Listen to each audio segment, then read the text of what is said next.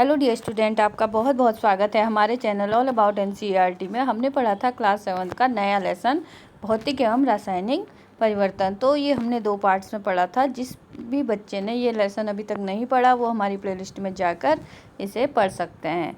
तो चलिए हम डियर स्टूडेंट आज हम इसके क्वेश्चन आंसर आपको कराएंगे। और जिस किसी ने भी अभी तक हमारे चैनल को सब्सक्राइब नहीं किया है प्लीज़ चैनल को लाइक शेयर और सब्सक्राइब कर दीजिए। तो चलिए डियर स्टूडेंट आज हम शुरू करते हैं नए लेसन भौतिक एवं रासायनिक परिवर्तन के क्वेश्चन आंसर। ठीक है, तो चलिए पहला क्वेश्चन शुरू करते हैं। हम पहला क्वेश्चन लेते हैं, निम्नलिखित प्रक्रमों के अंदर होने वाले परिवर्तनों को भौतिक एवं रासायनिक परिवर्तनों के रूप में वर्गीकृत कीजिए। तो आपको जो भी ये दे रखे हैं इनको बताना है कि ये भौतिक परिवर्तन है कि रासायनिक परिवर्तन है। ठीक है, पहले तो आप क्वेश्चन को अच्छी तरह समझ लीजिए। ठीक है, तो सबसे पहले क्या है प्रकाश संश्लेषण। तो प्रकाश संश्लेषण की क्रिया क्या है?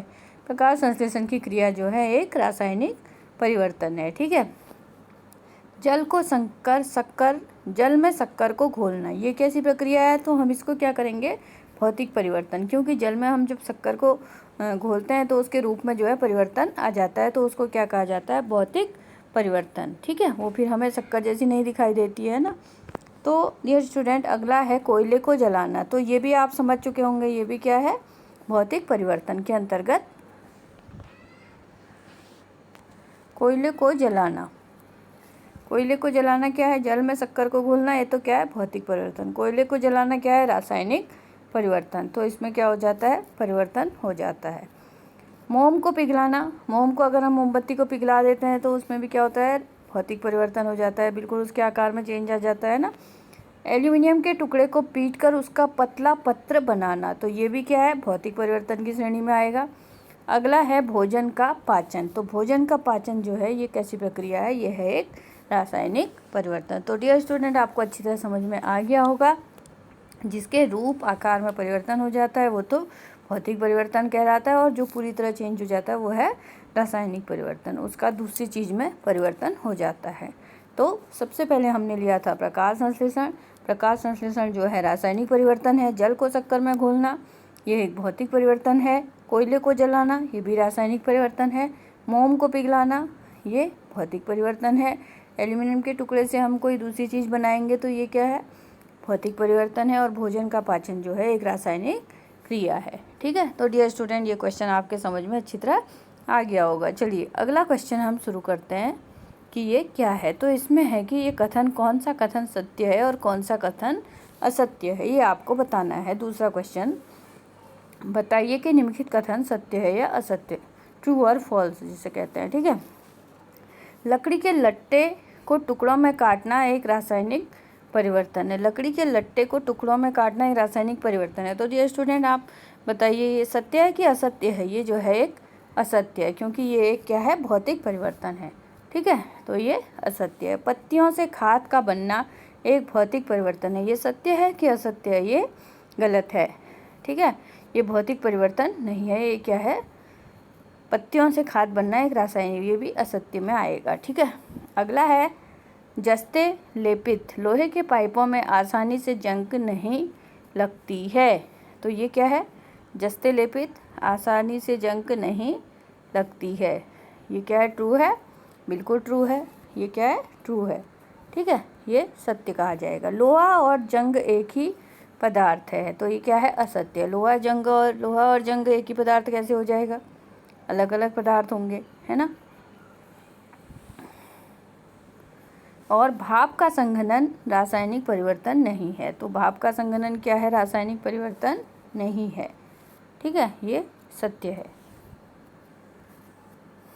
तो डियर स्टूडेंट चलिए अब हम नेक्स्ट क्वेश्चन लेते हैं।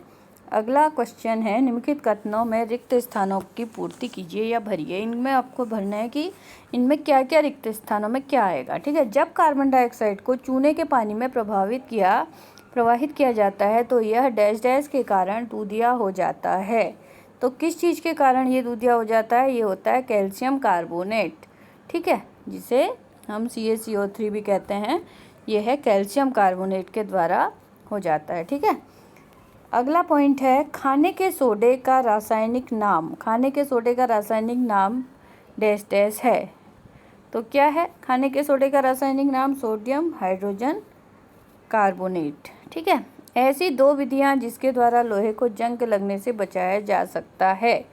तो क्या क्या हैं ऐसी दो विधियां? यस्त लेपन और उसमें जो है हम पेंट कर देते हैं तो लोहे को जंग से बचा सकते हैं अगर उसमें हम पेंट कर दें। ठीक है, ऐसे परिवर्तन जिनमें नए पदार्थ बनते हैं वो क्या कहलाते हैं? वो कहलाते हैं रासायनिक परिवर्तन कहलाते हैं। ठीक है, तो आपके समझ में ये क्वेश्चन पूरी तरह आ गया होगा।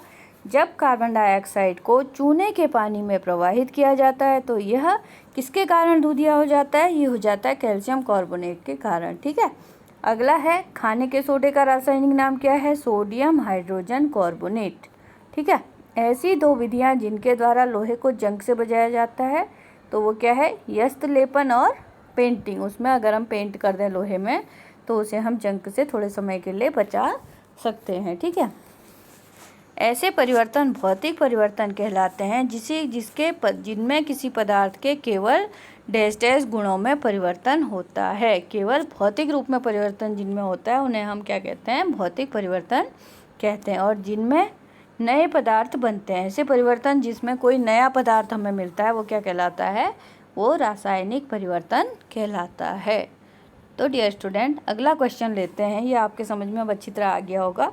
अगला क्वेश्चन है, जब नींबू के रस में खाने का सोडा मिलाया जाता है तो बुलबुले बनते हैं और गैस निकलती है, तो यह किस प्रकार का परिवर्तन है? बताइए। ठीक है, तो जब नींबू के रस में आप खाने वाला सोडा मिलाएंगे तो बुलबुले बनेंगे और गैस निकलेगी, यह कैसा परिवर्तन है? तो यह गैस कार्बन डाइऑक्साइड है। और यह कैसा परिवर्तन है? एक रासायनिक परिवर्तन है। नींबू के रस में मौजूद सिट्रिक अम्ल सोडियम हाइड्रोजन कार्बोनेट से मिलता है, तब कार्बन डाइऑक्साइड उत्पन्न होती है। तो यह कैसा परिवर्तन है? एक रासायनिक परिवर्तन है। ठीक है, जब कोई मोमबत्ती जलती है तो भौतिक और रासायनिक परिवर्तन दोनों होते हैं। इन परिवर्तनों की पहचान कीजिए। ऐसे किसी ज्ञात प्रक्रम का एक उदाहरण दीजिए जिसमें भौतिक और रासायनिक परिवर्तन दोनों होते हैं। ठीक है, मोम का पिघलना क्या है? भौतिक परिवर्तन। मोम का ज्वलन क्या है? रासायनिक परिवर्तन। अब जब मोम पिघल के उसका रूप चेंज हो जाता है तो वो तो क्या है? भौतिक परिवर्तन है। और उसका जलना, जैसे वो जलता है तो वो क्या है? रासायनिक परिवर्तन। ठीक है, इसी तरह खाद्य पदार्थ का सेवन भी एक ऐसा ही उदाहरण है जिसमें भौतिक और रासायनिक परिवर्तन दोनों होते हैं। ठीक है, बड़े टुकड़ों को छोटे टुकड़ों में टूटना, जैसे बड़े टुकड़े को हम काटते हैं छोटे टुकड़ों में टूटता है, वो क्या है? भौतिक परिवर्तन है। और खाद्य पदार्थ का जब पाचन होता है तो वो क्या होता है? एक रासायनिक परिवर्तन होता है। ठीक है, चलिए आप यह कैसे दिखाएंगे कि दही का जमना एक रासायनिक परिवर्तन है? अब आपको ये बताना है कि दही का जमना किस तरीके से एक रासायनिक परिवर्तन है। ठीक है, जमी हुई दही से दूध प्राप्त नहीं किया जा सकता है। अगर दही जम गया तो उससे हम फिर दोबारा दूध प्राप्त नहीं कर सकते हैं। दूध और दही के गुण अलग हैं और यह गुण रासायनिक परिवर्तन को दर्शाते हैं। तो दूध और दही दोनों चीज़ें अलग हैं। हम दोबारा दही बना के दूध तो फिर से प्राप्त नहीं कर सकते ना, इसलिए दही का जमना एक रासायनिक परिवर्तन होता है। अब समझाइए कि लकड़ी के जलने और उसे छोटे टुकड़ों में काटने को दो भिन्न प्रकार के परिवर्तन क्यों माना जाता है?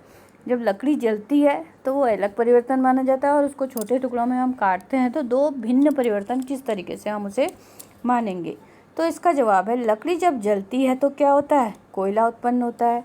तो ये क्या है? एक रासायनिक परिवर्तन है, क्योंकि कोयले से हम लकड़ी उत्पन्न नहीं कर सकते।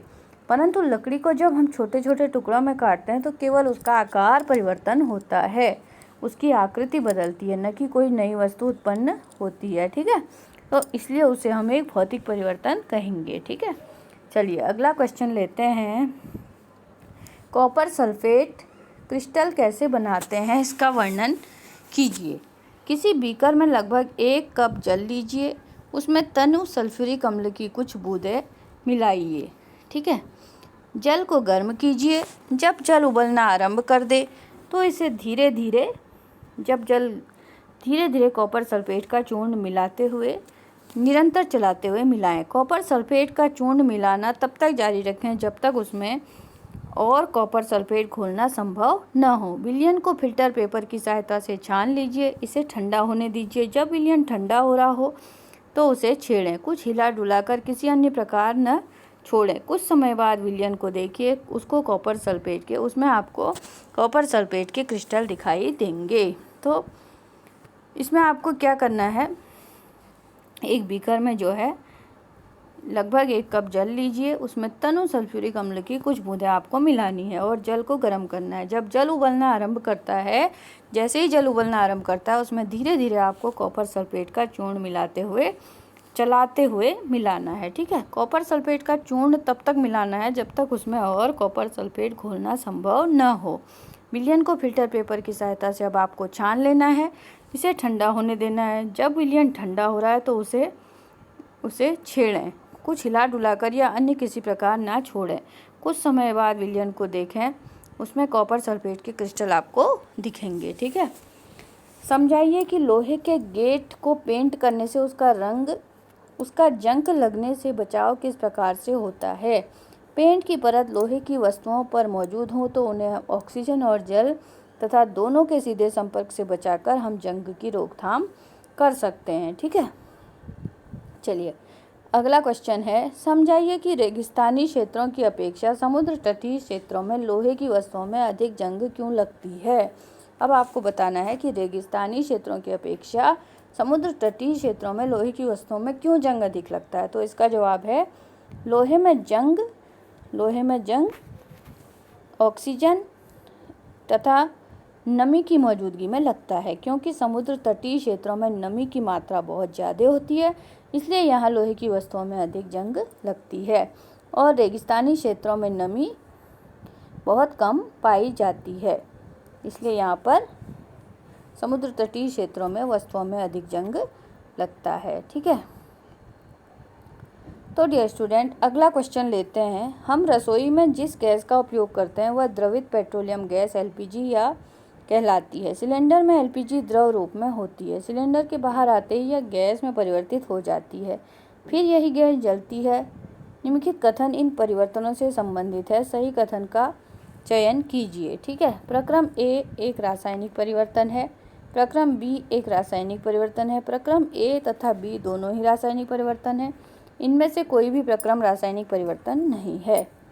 तो इसका जवाब है ख, प्रक्रम बी एक रासायनिक जो है परिवर्तन है। ठीक है, चलिए अगला क्वेश्चन है, आवासीय जीवाणु जैविक अपशिष्ट पदार्थों को अपघटित कर जैव गैस बनाते हैं या बायोगैस बनाते हैं। ठीक है, ए है। फिर जैव गैस ईंधन के रूप में जलाई जाती है, यह है परिवर्तन बी। निम्नलिखित कथन से संबंधित किससे संबंधित है, आपको ये कथन बताना है। ये बहुत इंपॉर्टेंट क्वेश्चन है डियर स्टूडेंट, ये दोनों क्वेश्चन ये आपके एग्जाम में जरूर आ सकते हैं, इसको देखिए।